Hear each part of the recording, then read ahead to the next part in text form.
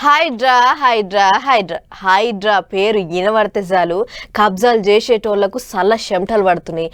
చెరువు శిఖం భూములు కబ్జాలు పెట్టుడు, అందిన కాడికి అమురుకునుడు, దొరికిన కాడికి కబ్జా పెట్టుడు, బంగ్లాలు భవంతులు లేపుడు, చెరువులన్నీ మాయం చేస్తుర్రని ఓ కాడ ఇగో ఈ ఉపాయం చేసిర్రు హైడ్రా ఆఫీసర్లు.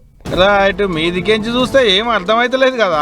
ఇది రంగారెడ్డి జిల్లా గండిపేట మండలం పుప్పాలగూడ నార్సింగి ఊర్ల నడుమున్న ముష్కిని చెరువు. 52.5 ఎకరాల చెరువు ఇది.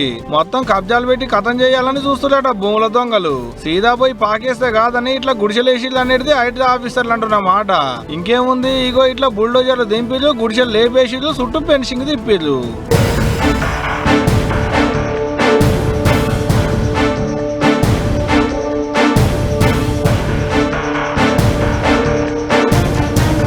అటుకెంచింత ఇటుకెంచింత ఊరుకుంటూ వస్తున్నట భూముల బేరాలు చేసుకునేటోళ్ళు.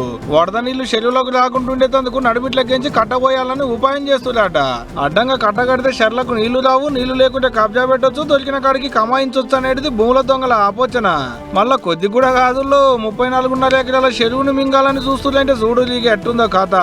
ఇంకేముంది, ఇప్పుడు హైడ్రా దిగింది, కబ్జాలు కాకుండా అడ్డం పడ్డది. అంటే ఇప్పుడు ముష్కిని చెరువు సుతా కబ్జాలకెంచి బయట పడ్డట్టే. మరి కొద్దిగుందా ఏమన్నా? ఏం 5,500 కోట్ల రూపాయల ఇలువ గల జాగా అంతా చెరువుశిఖం భూమే. రియల్ ఎస్టేట్ దొంగల కన్నుబడి కథం పెట్టాలని చూస్తే గిట్లా అడ్డం తలిగి చుట్టూ పెన్షింగ్ తిప్పిల్లన్నట్టు హైడ్రా ఆఫీసర్లు.